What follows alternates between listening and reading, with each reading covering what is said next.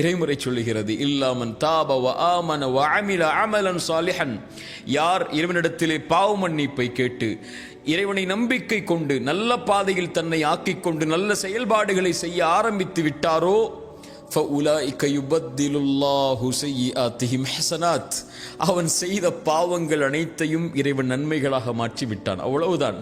அவன் செய்த பாவங்களுடைய சுவடே அவன் வாழ்வில் கிடையாது. பாவ மன்னிப்பை கேட்டு, இறைவா என் பாவத்தை மன்னித்து விடு, இப்படி அநீதம் செய்திருக்கிறேன், இப்படி குற்றம் செய்திருக்கிறேன், இழிவடையக்கூடிய பாவங்களை கூட சுமந்திருக்கிறேன், யா அல்லாஹ், நான் மனிதன், பலகீனமானவன், என்னை மன்னித்து உன் இறைவனிடத்திலே வந்தால் இறைவன் முதலிலே அவனை அழைத்து அரவணைத்துக் கொண்டு அந்த பாவத்தை முதலிலே மறைக்கிறான். அதற்கு பிறகு இறைவன் மன்னிக்கிறான். அதற்கு பிறகு இறைவன் அந்த பாவத்தை அவனுடைய வாழ்விலிருந்து நீக்குகிறான்.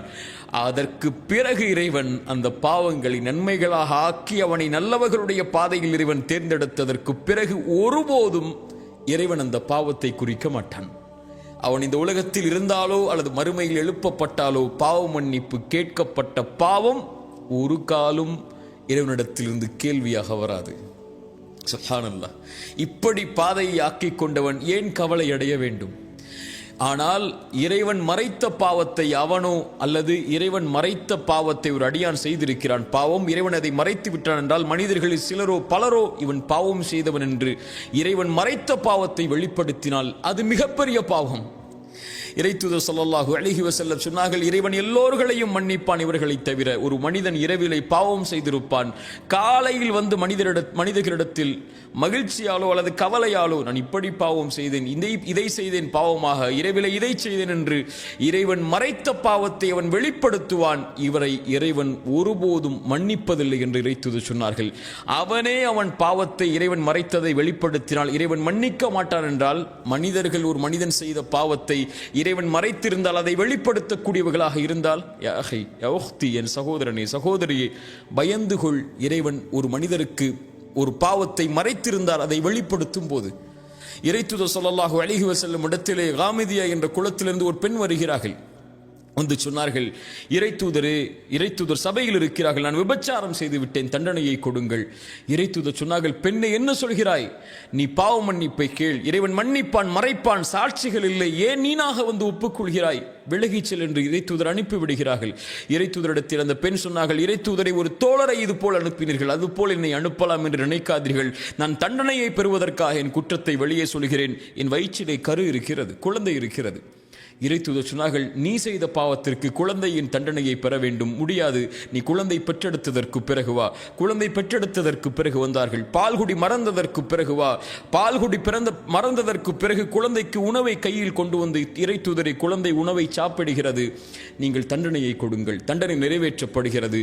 கல்லால் எறிந்து கொலை செய்ய வேண்டும், விபச்சாரம் செய்திருந்தால் திருமணத்திற்கு பிறகு அந்த தண்டனை கொடுக்கப்படும் போது அந்த பெண்ணுடைய இரத்தம் ஒரு தோழருடைய கையில் படுகிறது. அந்த தோழர் சீ என்றார்கள், ஒரு விபச்சாரியின் இரத்தம் என்றார்கள். தொழுகை நடத்தினார்கள் பாவ மன்னிப்புக்காக. இறைத்தூதர் அந்த நேரத்தில் உமர வந்து இறைத்தூதரை பிடித்து சொன்னார்கள், இறைத்தூதரை, ஒரு விபச்சாரிக்கு தொழுகை நடத்துகிறீர்களா? மனிதர்கள் எல்லோரும் அந்த பெண்ணுடைய பாவத்தை பார்த்தார்கள்.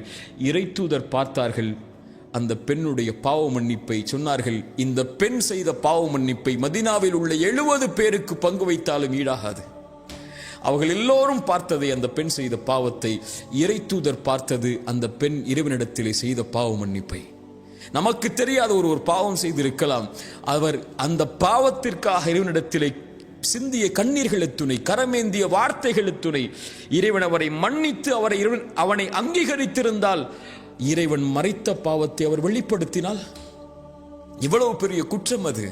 அதை கொண்டு அவருடைய உள்ளத்தை உடைத்தால், நீ பாவம் செய்தாயே என்று அவரை கவலை உரைய செய்தால், எல்லா மனிதர்களும் பாவம் செய்யக்கூடியவர்கள் தான், பாவங்கள் தான் அவர்களை மேம்படுத்தும். அவர்களுடைய பாதைகள் அதை திருத்திக் கொண்டு தன்னை முன்னேற்றுபவன் தான் சிறந்த மனிதனாக மாறுவான். அவரை பார்த்து இறைவன் உன்னை மன்னிக்க மாட்டான் இந்த பாவத்திற்கு என்று சொன்னால், இறைத்தூதர் ஸல்லல்லாஹு அலைஹி வஸல்லம் சொன்னார்கள், 2 மனிதர்கள் உண்டு, அதில் ஒருவர் நல்லவராக இருந்தார், ஒருவர் பாவியாக இருந்தார். நல்லவர் பாவியை பார்த்து குறைத்துக்கொள் பாவத்தை என்று சொன்னார். அவர் ஒரு காலத்தில் கோபப்பட்டு சொன்னார், நீ என்னை பார்த்து எப்போது பார்த்தாலும் அறிவுரை செய்து கொண்டே இருக்கிறாய், என்னையும் என் பாவத்தையும் விடு, நீ என்ன இறைவனிடத்திலிருந்து அனுப்பப்பட்ட பாதுகாவலனா என்று சொன்னார். அந்த நல்லவர் கோபப்பட்டு, நான் உனக்கு அறிவுரை சொல்கிறேன், என்னை பார்த்தே நீ எதிர்த்து பேசுகிறாய், இறைவன் உன்னை மன்னிக்கவே மாட்டான் என்று சொல்லிவிடுகிறார். இந்த இருவரையும் மரணத்திற்கு பிறகு இறைவன் ஒன்று கூட்டுகிறான். நல்லவரை பார்த்து சொன்னான், நீ எப்படி என் உரிமையில் கை வைக்க முடியும்? நான் இவரை மன்னிக்க மாட்டேன் என்ற உறுதியை நீ எப்படி கொடுக்க முடியும்? நீ நரகத்திலே செல். அந்த பாவியை அழைத்து சொன்னான், நீ கவலை கொள்ளாதே, என் கருணையால் உன்னை மன்னிக்கிறேன், செல் என்றான். நம்முடைய பார்வையில் பாவியாக தெரிபவர்கள் இறைவனுடைய பார்வையில் யார் என்று நமக்கு தெரியாது. என் அடியார், என் தோழனை, என்னுடைய சகோதரியே, நீ ஒரு பாதையில் இருந்து மீண்டு நற்பாதையில் அமைத்ததற்கு பிறகு ஒருபோதும் இந்த மனிதர்களை குறித்து கவலை அடையாதீர்கள்.